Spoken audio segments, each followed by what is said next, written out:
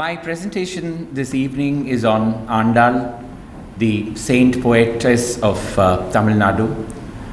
I still adhere to the old terminology of poetess and actress, and so you'll have to forgive me for that. I just can't change my ways to suit modern terminology. Andal remains as much a mystery as she was even in her own time. There is very little that we really know factually about her. What we do know is that Andal probably lived between the 8th and the 9th century, and certainly she left behind a corpus of poetry, 143 verses collected as one work and 30 verses collected as another work. So in all, 173 verses is all that is available for us to really build this character called Andal. But over the years, several layers on Andal have actually been applied. And today, what we look at when we talk of Andal is a collective personality.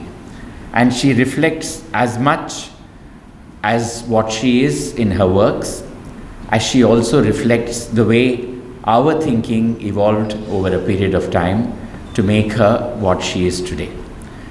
I don't know if the Andal of her time were to come back, would she be able to recognize what we have made of her? I don't know. But we will leave it to that, and let us see what we do know about Andal over the various centuries. So this is the icon of Andal in the village of Srivilliputturu. Srivilliputturu, I'll be showing you a map shortly, is in the deep down south of India, what was once Pandyan territory. The Pandyas ruled from Madurai, and this was all part of their kingdom. Andal was a child of Srivilliputturu, lived there, and did not, as per legend, did not die there. But Andal is today definitely the queen of Srivilliputturu. Everybody, the whole life of this town revolves around Andal even today. And she dictates the economic prosperity of the town because it's now a bustling temple town thanks to Andal.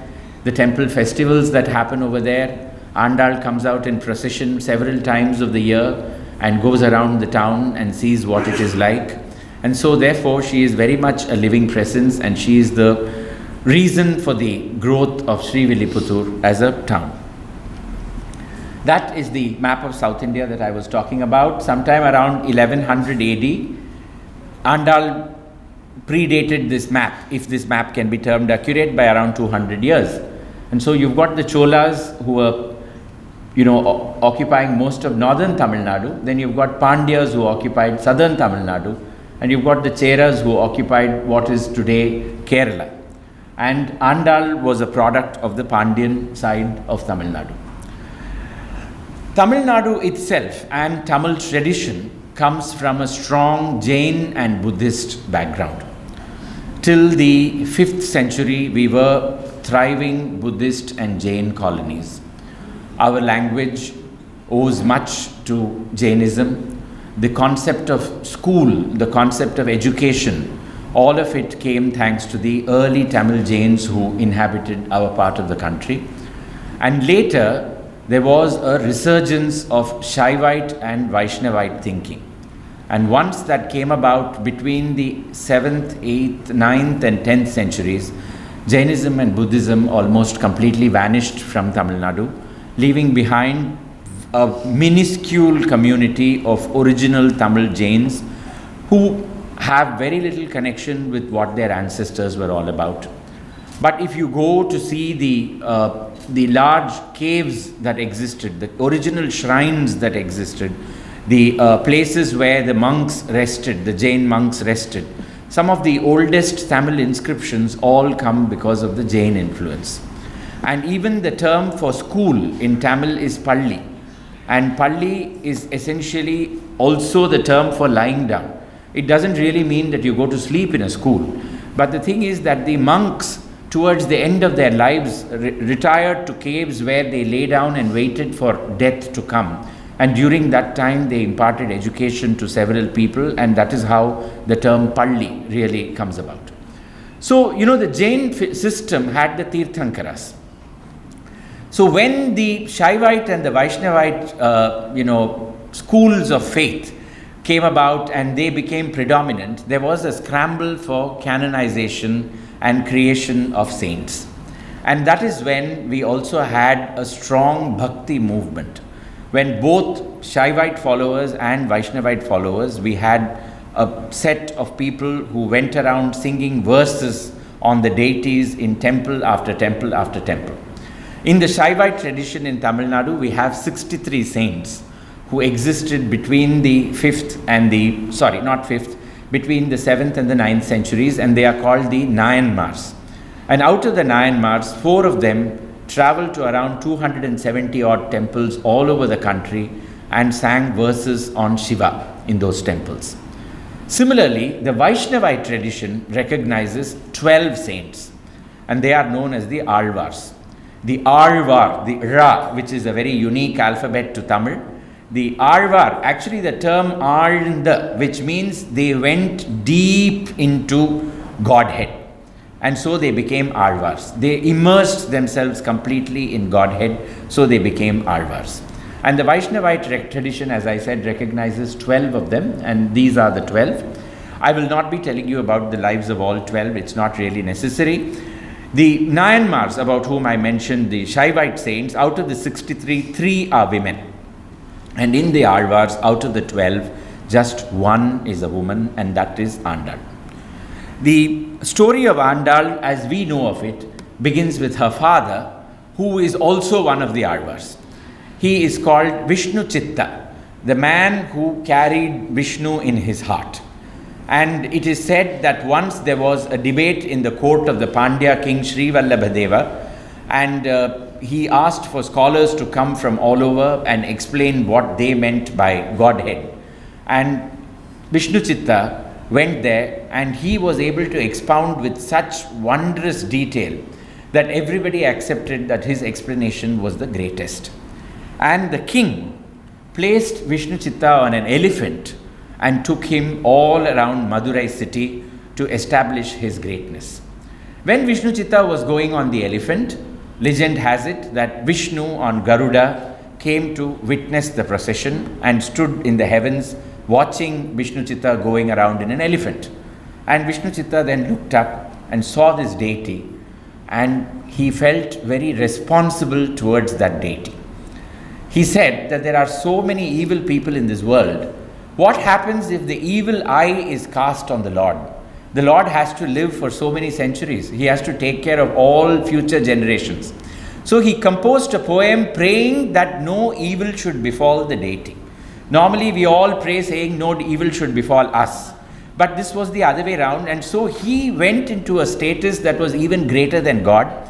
So he became Periya Alvar. So he became the elder Alvar. He became the eldest among all the devotees of the Lord. He was even senior to Vishnu, because he considered Vishnu to be his child, and he was warding off the evil eye from Mahavishnu. So even today, when Periyalvar is brought out during his festival, on one particular day he will be brought out in an elephant like that to signify the day when he expounded Godhead in Madurai. Srivilliputtur is to the south of Madurai. You can see Madurai there on the map marked very clearly. It is south of that, and that is where Vishnu Chitta or Periyalvar lived. And his activity was very simple. He tended a garden from which flowers were taken each morning for worship at the temple of Vatapatra Shahi. Tamil being a language with limited alphabets, you will find this word is interpreted as Vadabhadra Shahi, Vatabhadra Shahi, and so on and so forth. The correct pronunciation is Vatapatra Shahi, the Vishnu who reclines on a banyan leaf. The belief being that when the world comes to an end and the oceans swallow the entire creation, Lord Vishnu once again comes out on a banyan leaf as a small baby sucking his toe, and that marks the beginning of all creation once again. So Vishnu in this temple is known as Vatapatra Shahi, and Periyalvar every day would supply flowers to this particular deity. Even today, the bronze icons of Periyarvar will depict him with a floral basket in his hand. That is how you identify him among the various Arvars. The Arvar who is carrying a floral basket is Periyarvar. And so, one day when he comes to the garden, this is the temple that has been built on the place where Andal is believed to have been found. So Periyarvar comes on a particular day to this garden early in the morning to pluck flowers when he hears a baby girl crying. And he goes and finds this infant and he takes her home, and he does not know who are her parents. She is a foundling, and because she was found on the earth, he believes, like Sita, that she was given from the earth, and he names the child as Godha, given by the earth. So Godha in Tamil becomes Kodai over a period of time, and Godha is his only child and he takes great care of her. The child is brought up in the Vaishnavite tradition and becomes very, very devout. So this is a stone image of Andal which you find in that garden at the place where it is believed Periyarvar came and found the baby. So Andal grows up, and as she is growing up, she hears her father telling her the stories of Vishnu, Krishna every day, and she becomes completely obsessed with the Lord. Every day her father takes a floral garland to the temple, and before going to the temple, he places the garland in a basket and then goes off to have his bath. Andal wears the garland around her tresses, her coif, which is on one side. She wears the floral garland and looks at herself in a mirror and sees whether the garland is suitable to be offered to the deity. It is taboo. I mean, today you can't even smell the flower that is being offered to the deity. But Andal had no sense of differentiation between herself and Vishnu, and so every day in the morning she would wear the floral garland in her hair and then uncoil it and place it in a basket, so when the father comes, he'd be able to take it to the temple. One day, father discovers a strand of hair in the garland, and is shocked and comes home and questions her, and she says that this is what I have been doing every day. And he says this is not the right thing, this is not as per accepted practice, and that day the flower is not offered to the deity. In the night, Vishnu arrives in the dream of Vishnu Chitta and says, "Where is my floral garland?" And Vishnu Chitta weeps and says that a great sin has been committed, and I am sorry that the garland could not come. My child was ignorant. Please forgive her for what she has done. And Vishnu says, "It is that garland that I wanted. And hereafter, every day you will bring the garland after your daughter has worn it on her coif." So even today, this temple, there is a very unique ceremony, very, very moving. So Andal has a separate shrine for herself, Vatapatrashayi has a separate shrine for himself. They are twin temples actually. So early in the morning, Andal will be woken up as a queen is woken up. An elephant will first go into the sanctum. A cow will then follow the elephant into the sanctum. And then the devotees will follow and stand behind, all the while hoping that the elephant will not do a back step, crush the cow, which in turn will crush everybody else. But such things haven't really happened. And then it is still not yet morning, it is still very dark. There will be a crowd of devotees in the sanctum. The priest will remove the garland that Andal has worn the previous night and rush with it, carrying it in a basket, and he will cross all the corridors of the Andal temple, come out through the main gate, cross the little garden where Andal was found, rush into the Vatapatrashayi temple. It is at that time that they will be opening the sanctums of the Vatapatrashayi temple. He will rush in and place the garland on Mahavishnu's chest, and then worship will start in that temple. Even today, this tradition is followed without break. The interesting thing is, none of this is told by Andal.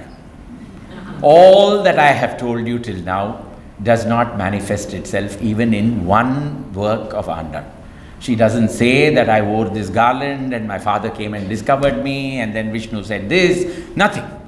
None of this. All of it is possibly popular legend even during her time, and I would never dismiss a legend because I believe that there is always some kernel of truth in everything. So perhaps there was an incident of some kind, we don't know.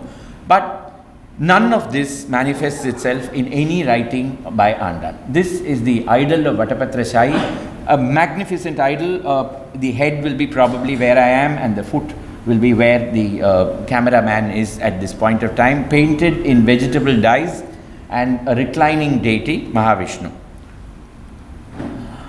Andal, as I said, is known for her poems. So as she grows up, she declares that she can only be married to the Lord, to Vishnu. And this is very clear. This comes forth in the poems. She says that I have attained a certain age when everybody is talking about my marriage. There cannot be any marriage to any human being. It can only be to the Lord who resides in the Thiruvenkatam hill, that is Tirupati. It can only be Vishnu. And the 143 verses which describe the longing of Andal for union with the Lord are what really bring Andal in full force and show us what kind of a personality she was. All these stories are very interesting, very moving, no doubt. But the poems are 1,000,000 times more moving than the story themselves. The 143 verses, the first 10 are structured as a worship to the god of love. It says, O Kamadeva, I have come worshipping you only because I believe that you will enable my swollen breasts to be fondled by the Lord who lives in the Thiruvenkatam hill. With that belief I have come to you. I have drawn your image on a wall. That is because every time I think of Vishnu, I forget everything else. And you will then blame me saying that my worship of you was incomplete. In order to prevent that, I have now drawn you on this wall and I worship you. And what do I worship you with? I worship you with fresh rice that I have mixed with ghee and with sugar, palm jaggery. And then she's basically creating that South Indian dish called the pongal. And I'm offering this to you. I have decorated all the streets surrounding my house with white flour, just as we do even today in Tamil Nadu after so many years. She has been doing it in the 8th century. And then she says, having done all this, I hope that you will enable my union with the deity. And so that is the first verse, the set of 10 verses. The next set of 10 verses, I'm not going in chronological order, but the another set of 10 verses, she imagines that she is a gopi in the river Yamuna and Krishna has come and stolen her clothes. And she then begins telling him that, is it right? My mother is standing there, my aunts are standing there, and I am standing here completely in the nude. You have to return my clothes unto me. Is this possible that you could have done this? Does this behove you? And so on and so forth. Then there is a third set of verses where she says, suddenly this adult Andal becomes a small child. And she says, I have been making sand castles with my little hands and along with my companions, and you, Krishna, you come and stamp on all of them and you destroy them. Is it correct? So 10 verses describing herself as a child making these beautiful sand castles. Then suddenly, once again, becoming an adult and imagining what it would be like to be united with the Lord, and sending the nightingale as a messenger to the Lord, saying, you take my message and go and tell him that I have been waiting for him over here for so many days. I am wasting away, my waist has become thin, my breasts are shriveling, my eyes have turned red because I am not able to sleep, and all the time I am shedding tears. I have become God obsessed. I am imagining the Lord all the time. So go and tell him that I am awaiting for union over here. Then, next set of verses, the sixth set of verses is really the most interesting. She describes her marriage with the Lord. She says every verse in that ends with, so I dreamt. I dreamt that he came along with 1,000 elephants into this town of Srivilliputtur. I dreamt that people welcomed him with pots full of water. I dreamt that they decorated the town with palm leaf fronds and with floral garlands, and then he came. I dreamt that my sister-in-law gave me a fresh sari to wear for the wedding. I dreamt that he held my hand. I dreamt that I walked 7 times around the fire with him, and he promised to be my Lord in this birth, in the next birth, and in several births to come. I dreamt that he put my toe on a stone, which is a South Indian marriage tradition even today. The only time when the husband will touch the foot of his wife, at least in public. And he will hold her toe and place it on a grinding stone, and then pray that the marriage should be as rock solid as the stone on which she is standing at that time. And then she says, my brother came with me and he put my hand on the Lord's hand. He placed flattened rice in it, and together we did the Laja Homa. And then I dreamt that people brought an elephant and took me in procession all around the town along with my husband, so that everybody knows that I am married. So, and so on. So it's one of that set of 10 verses it's in a different plane altogether. Now, after all this euphoria of imagining the wedding, the next set of verses expresses her disappointment, because this is all dream. It hasn't happened. And then she begins singing about the conch of Vishnu, and she says, how I admire your good fortune. So many women wanted to know what is the flavor of the Lord's mouth. Is the fragrance of his saliva like the lotus? Is it like camphor? None of us know. Only you know. Because you've got O conch, you are always by his side, and then he he places you in his mouth, and then he blows on it, and you experience that divine saliva. So this is, can you imagine the sensuality and the sexuality of this woman in the 8th century? We are talking about it today in the 21st century, and this woman has expressed herself then. So I'm going to play a very small section of that particular verse which I mentioned about the conch. Karpuram narumo, kamalappu narumo, tirupavala chevvaidan, tittithirukkumo. So will it be of the fragrance of the camphor? Will it be of the fragrance of the lotus? Is the saliva sweet? How are we to know about it? Only you can tell us, O conch, because you are the only one who's experienced it. Can we have the audio, please?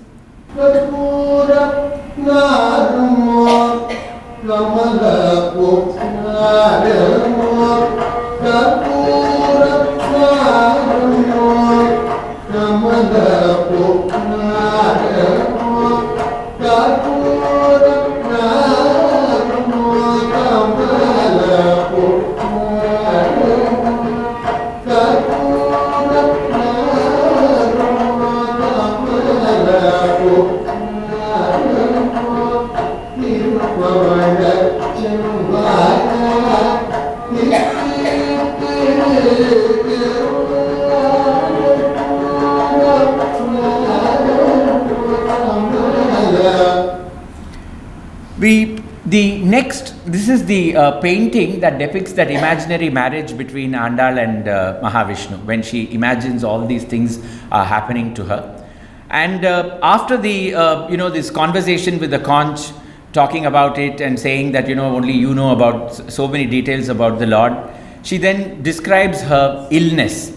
And she says that I have reached a certain stage of madness where everybody has come to know about it. My father knows about it, my mother knows about it, everybody in the town knows about it. There is no shame left in me.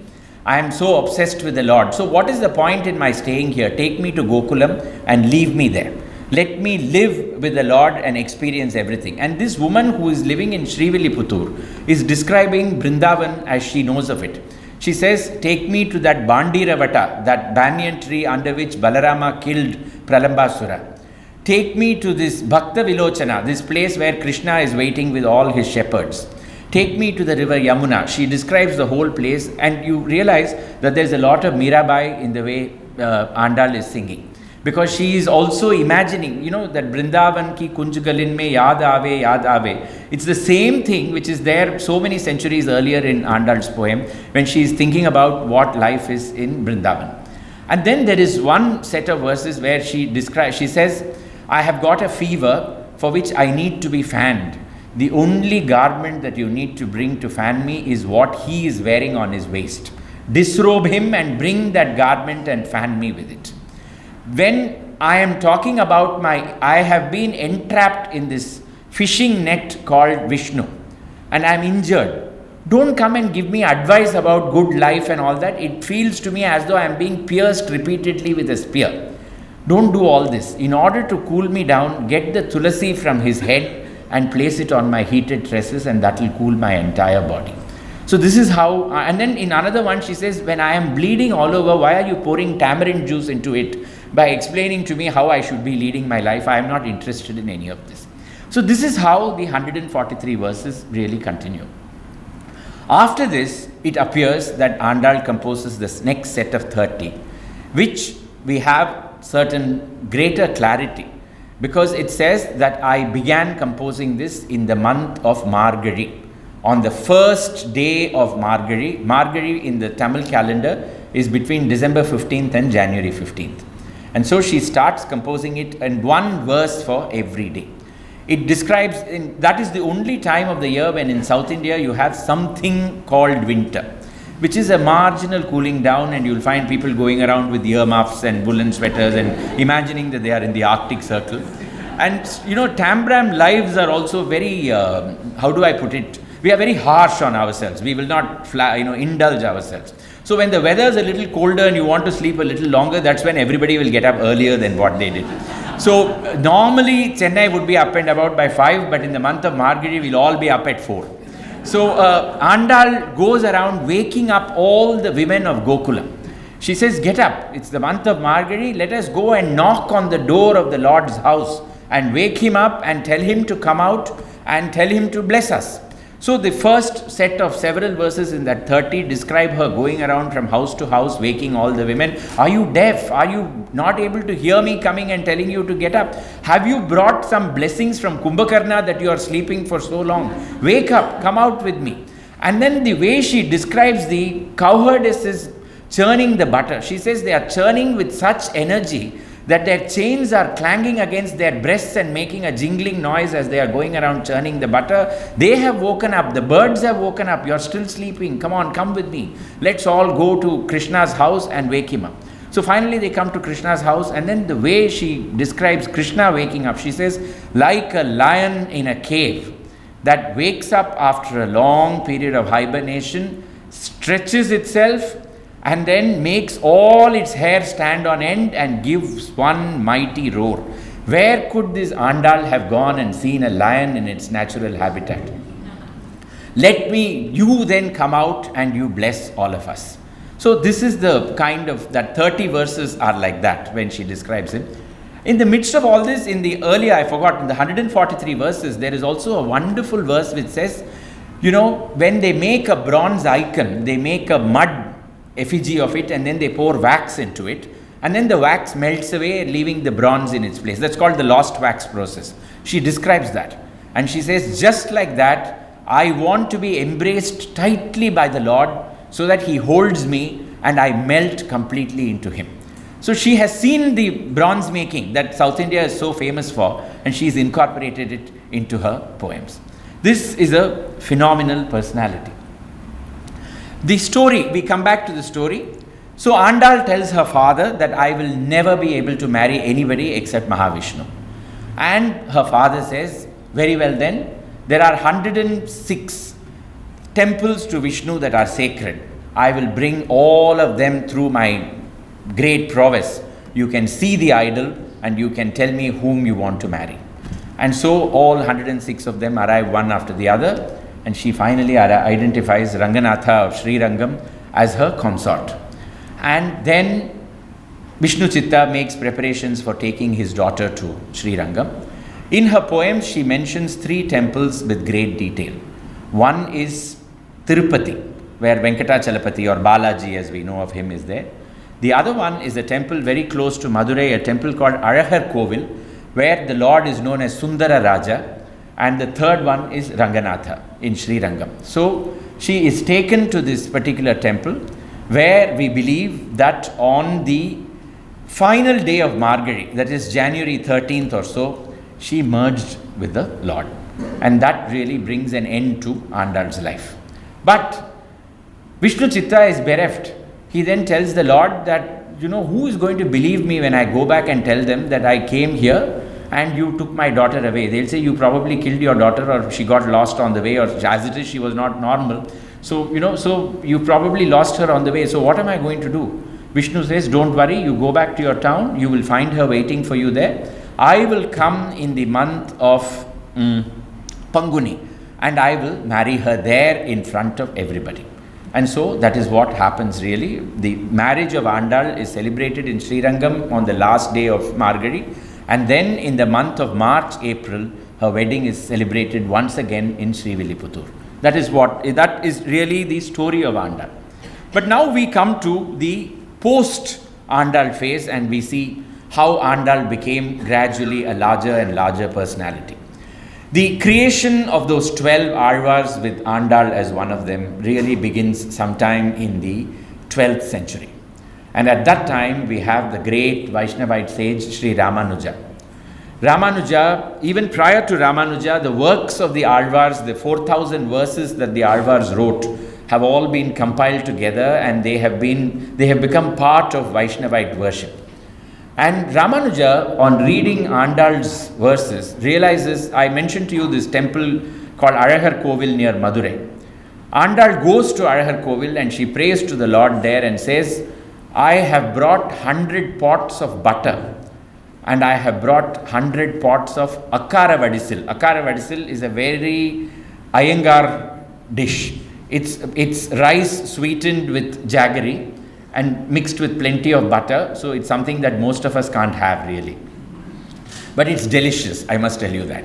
And she places these 100 wats in front of the Lord and says, if you come and accept me, I will give you 100 times more of the same thing.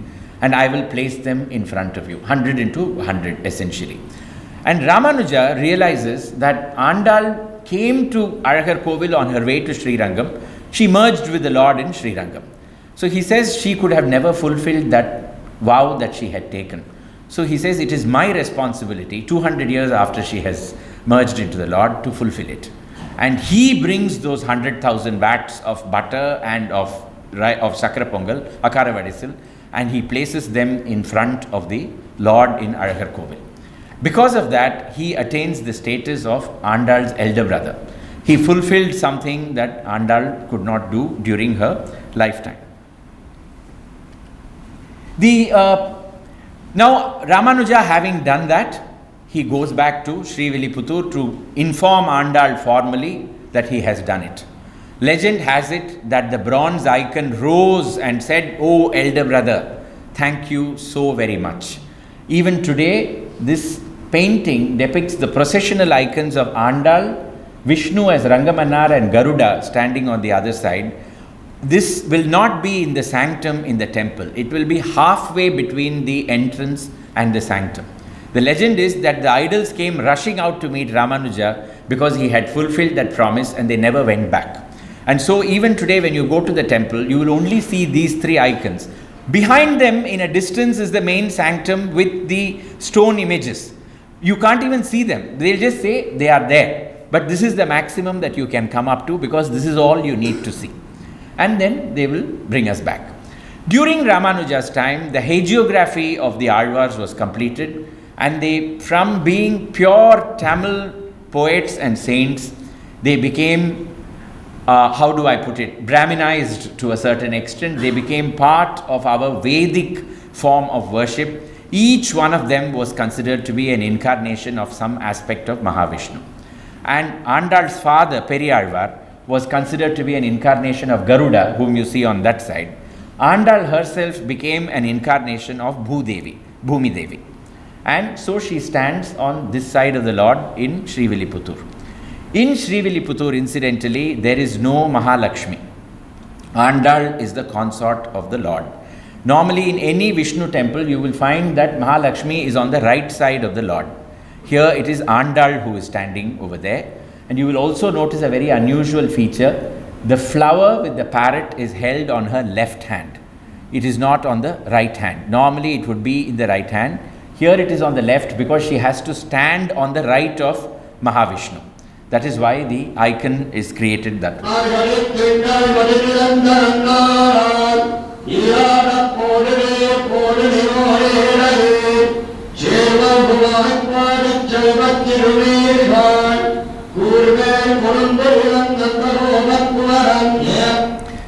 That is how the traditional Vaishnavites will recite Andal's poetry in the temple during the month of Margazhi every year. Any Vaishnavite temple you go, you will find they will recite these 30 verses, the particular verse of the day. That is actually the priest reciting it in the temple. In the 1950s, it became necessary to set them all to music so that people could learn them and sing them as part of the concert tradition in South India, in Carnatic classical music. And that is when Ariyakudi Ramanujayengar set them to tune, and let's hear how the same verse now sounds with music. மார்கழி திங்கள் மதி நிறைந்த நன்னாளால் மார்கழி திங்கள் மதி நிறைந்த நன்னாளால் மார்கழி திங்கள் மதி நிறைந்த நன்னாளால் மார்கழி திங்கள் மதி நிறைந்த நன்னாளால் நீ. You can see behind, these are the three processional icons, and you can see deep in the distance the sanctum with the idols over there which you can't even make out. This is the maximum that you can go into the Andal temple. Now in the 14th century you had the Vijayanagar Empire. Vijayanagar Empire controlled all of South India at that time, and the greatest of the rulers of the Vijayanagar Empire was King Krishnadevaraya, who ruled between 1509 and 1529. Krishnadevaraya conquers Andhra in 1516 and says one night he had a dream, Mahavishnu coming to him and telling him that I am the ruler of Andhra, you have now conquered this entire place, I want you to do something for me. And he says, what is it that you want? He says, compose a poem and create it in Telugu. And Krishnadeva says to Vishnu, what is it that you want me to create? He says, write this story of my beloved, write the story of Andal of Godha. So Krishnadevaraya creates a huge, beautiful work, the first, one of the earliest prabandhas in Telugu, and that is known as Amukta Malyada. This is a sculpture of Andal in Hampi. Amukta Malyada basically means giver of the worn garland. So because she wore a garland and then gave it away to Mahavishnu, so that is the title of the work. And this is a phenomenal work. It brings the king in all his wondrous, many multifaceted personality. And he doesn't take religion all that seriously. Today we live in a very in an atmosphere where we have to take religion ultra seriously all the time. This man builds in so much of humor into the Amukta Malyada. You know, when finally Godha and her father are reaching the Srirangam temple, and then they are all bowing low in front of the deity and praying to him, Mahavishnu is looking at her like this and saying, she is really good looking, I must get married to her. And then when the marriage actually takes place, Godha's hands brush the back of Mahavishnu's neck when she is placing the garland. And Krishnadeva says, shivers of excitement went all over the Lord and he sweated profusely. And it was as though pearls from his hair were falling onto the ground. This is Krishnadeva describing Mahavishnu. Today we can't take such liberties with anything. We'll get to hear in it in Facebook and social media. Now after Krishnadeva's time, we had Thirumalai Nayak. The Vijayanagar Empire fractured in 1565 and Madurai came under the independent rule of the viceroys, the Nayaks. And Thirumalai Nayak was one of the greatest rulers who ruled between 1523 and 1559. And he was the one who codified the worship of Andal as we see it today. He created this, you know, the rulers used to wear a side headdress like this on one side. And so he built this temple tower, which is even now standing in Srivilliputtur as an entrance to the temple. Another view of the temple tower. This is a 19th century lithograph of, an oleograph of the same thing, and you can see that concave aquatint of the same thing, and you can see the concave profile of the tower. This is incidentally today the symbol of the government of Tamil Nadu, the temple tower at Srivilliputtur. He built a palace for himself at Srivilliputtur. He used to arrive there each time the temple festival happened and he used to celebrate it. And he built the main shrine, which is called the Gopala Vilasam, where Vishnu now reclines, the Vatapatra Shahi shrine. This is the temple car that he ordained, and that comes out in procession. I am coming to the end of my presentation. In Madurai, the principal goddess is Meenakshi. Meenakshi wears the same side headdress as Andal does, and she carries the flower in her right hand with the parrot on top of it. This is another image of Meenakshi. In Srivilliputtur, Andal wears the same thing, the same kind of headdress. She carries the flower in her left hand. Madurai was at the northern end of the Nayak kingdom. Srivilliputtur was at the southern end of the Nayak kingdom. Thirumalai Nayak codified the worship. Meenakshi is considered to be the queen of Madurai. Andal is supposed to be the queen of Srivilliputtur. The parrot is made every day with leaves and flowers and placed in Andal's hand. There is a family that does it. And you can ask for it and they will give it to you after the worship is over. Once a year, Andal will carry a gold parrot. On all other days, it will be this parrot. This is Andal coming out in procession on a particular day. And this is Andal in Srivilliputtur imagining that she is Krishna and cross-dressing. Basically, she imagines she is Krishna and she puts on all the guises of Krishna. She is churning butter, she is stealing the butter, she is sitting on a tree. Everything that Krishna did, Andal does. This is the entrance to the Andal temple in Srivilliputtur. This is Andal herself seated as a queen. And once in the year, Krishna or Vishnu will not recline on Adisesha, he will recline on Andal's lap. This is known as Shayana Tirukolam, or the day when Vishnu accepts her as his principal consort. And that is the day when she has a golden parrot in her hand, as you can see, and Krishna is reclining on her lap. This marks the culmination of the festivities in Srivilliputtur. So I'm just going to show you two videos just to show you how Andal became an integral part of our cultural scenario in South India. In the 18th century, the Marathas came to Tamil Nadu and we had the Maratha Empire in Tanjavur. They brought with them a vibrant Kirtan tradition. And we adopted that Kirtan tradition into the storytelling tradition, the Harikatha tradition. And Andal's story to us became very important because it was so emotional. Everybody could understand it, everybody would weep at appropriate moments. So the story was something that was really very evocative. And so Andal became a part of daily storytelling lore in our kind of families. My grandmother, every December I remember, used to tell us the story of Andal and we would listen with open-mouthed wonder. Andal gradually made it to theatre. The story of Andal became an integral part of Tamil theatre. It became a part of classical South Indian dance and music, Bharatanatyam and as well as Carnatic classical music. I'm going to play you two snippets. The first one is of Padmini and Ragini, of the Travancore sisters, in a movie called Thuku Thuki, which came in the 1950s. Ragini will first sing a verse of Andal and Padmini will then dance to it. And later we will see how the same influence has come till around 10 years ago in a song made by A.R. Rahman. So we'll play this first. And with that I'll end my presentation. Radhika, listen to me.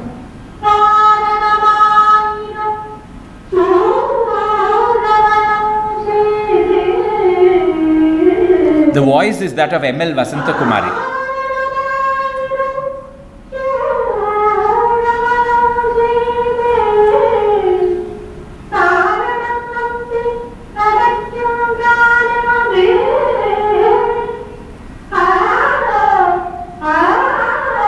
Can you move it a little to save time? Move on to the...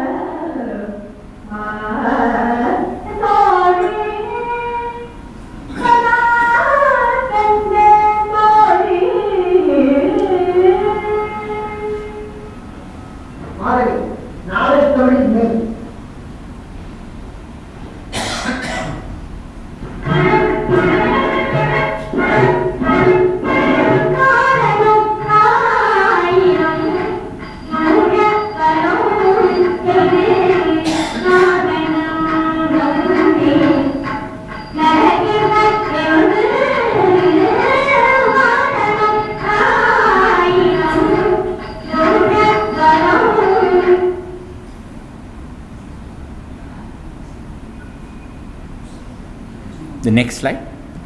I'll move. I'll move it. Yeah. This was made by A.R. Rahman around 10 years ago. It's the same verse and with modifications, of course.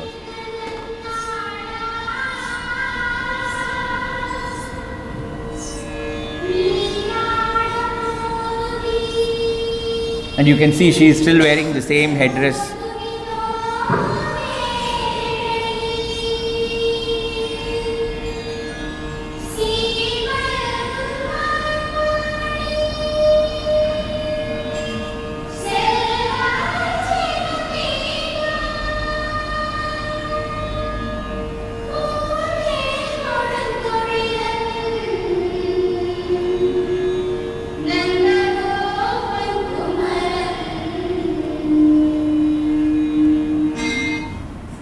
Thank you so very much for your patient hearing. Thanks a lot.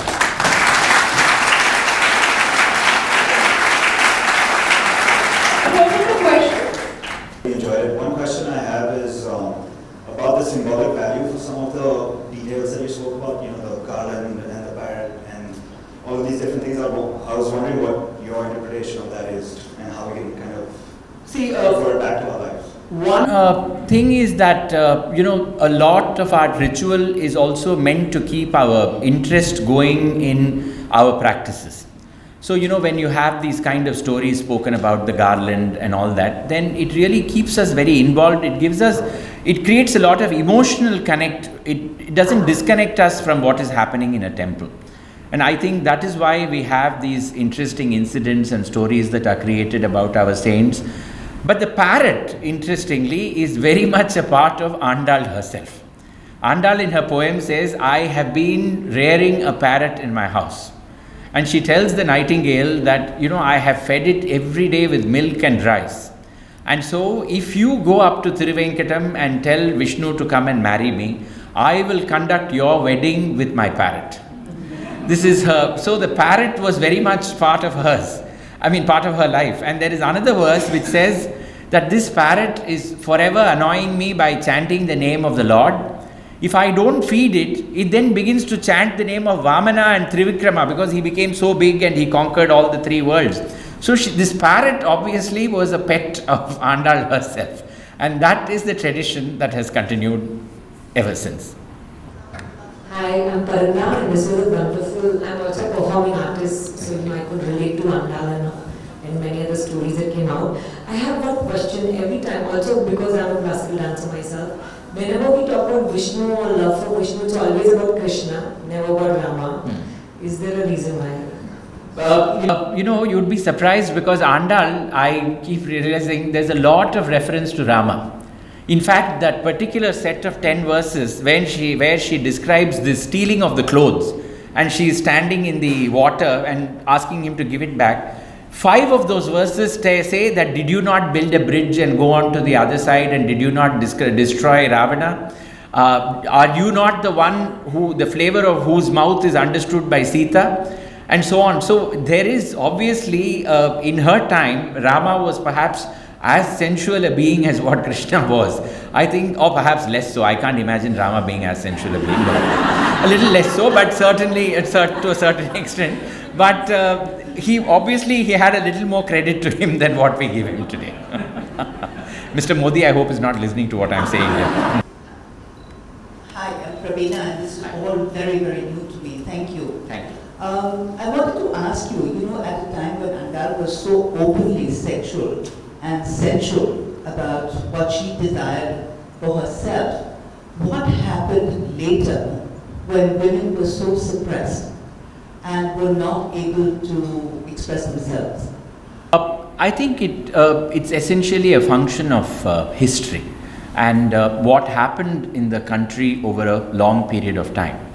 There is a school of thought that says that with the arrival of the Muslim invaders, things changed. But I would beg to differ from that because I think the women in the Muslim families were probably as bold as what they were in, and definitely conjugal relationship, falling in love, physical relationships were all as important to the Muslim nobility as it was to the Hindu. So this is entirely my interpretation and I'm open to correction. My view is that it was with the arrival of the English that we completely changed and we became a very, very prudish and moralistic society. There are poems which because I have been brought up in a prudish and moralistic society, I wouldn't be able to recite it today here. But we've had those poems as late as the 16th and the 17th century. To just give you the first 2 lines, every day my youth is fading away, enjoy me while you have the physical strength. After you are dead and gone, who is going to offer a nubile vagina like mine to you with the tila for a shraddham? Nobody is going, that is, the ceremonies to the dead. Nobody is going to come and offer this vagina to you after you are dead and gone. Enjoy it while you are still living. So these are the dine dine nasyati nata yavvanam yabhasva nityam yadi shakti rasti. If you have the strength, come and enjoy me now. Mritasya ko dasyati pinda sannidau tilodakaihi shardham alomasham bhagam. Who will come and give you this part of my body, this pudenda, to you as part of the shraddham? So this was the tradition with which we were brought up. Suddenly we had these Victorian morals just being thrust on us. Of course, the English are highly asexual beings, as you all know. It's probably something to do with the weather. No, but the point is that I think the concept, see, even the word Devadasi, for instance, which was the handmaiden of God, it was a very beautiful concept in its time when it existed. Of course, it had degraded to a great extent, and the women were being exploited, there is no doubt, by the 18th century.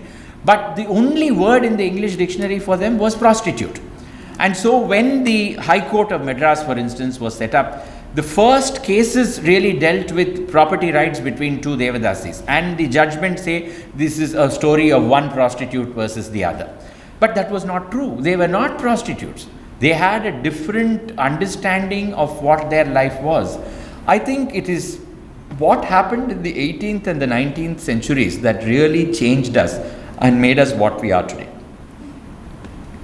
In a way, it is good because our population would have gone up several times more. There's one more question. Do you know of any poetry or verse or music written during the Mughal court where the women are expressing their sexual desires? I'm not so good on Mughal history beyond the broad facts, so I would not be able to tell you that. But I did mention to you about the Maratha rulers coming and ruling from Tanjavur, if you remember, during the course of my talk. So in the 18th century, we had a ruler called Pratapa in Tanjavur. He was a Maratha ruler. He had a concubine in his court by name Mudduparni. Mudduparni has written a book called the Radhika Santwanamu. The title itself means the satisfaction of Radha. And it talks about Radha as the consort of Krishna, realizing that Krishna has fallen in love with her niece Ila Devi. And she then tells Ila what to expect during an act of lovemaking and what a woman should experience during an act of lovemaking with a man. So this is one of the rare works that we still have with us, this Mudduparni's Radhika Santwanamu. And in its time it was celebrated. In 1905, the courtesan Bengaluru Nagaratnamma decided to republish this work. And it was released in 1910, and it became the first book in the history of modern India to be proscribed under the Indian Penal Code. The British clamped down on it, and I went through the whole file when I was doing the life of Bengaluru Nagaratnamma. And it says one prostitute wrote this book and another prostitute has edited it. This is the first opening line of that. And so the book was banned. And then the entire fight is very interesting because Nagaratnamma says there are books like this which have even more erotic content in them, but they were written by men. Those books are now part of the syllabus of the Madras University. Nagaratnamma is no ordinary woman, fighter. So she is saying that in what way is my book inferior to those? Why is this book being banned? And then she says, just as a housewife, her dharma is to be chaste. As a Devadasi, my dharma is to not recognize what is chastity. Therefore, why don't you recognize that there is a counterpoint of view in my way of living? So this is the argument, and the book remained banned till 1948. It was a bestseller between 1910 and 1948 when it was banned, and now not so many people read it any longer. I don't know whether this is in the topic or not, but what is it about Lord Krishna that everybody falls in love with? There has to be something. Well, I think the how do I put it, the dalliances with the gopis.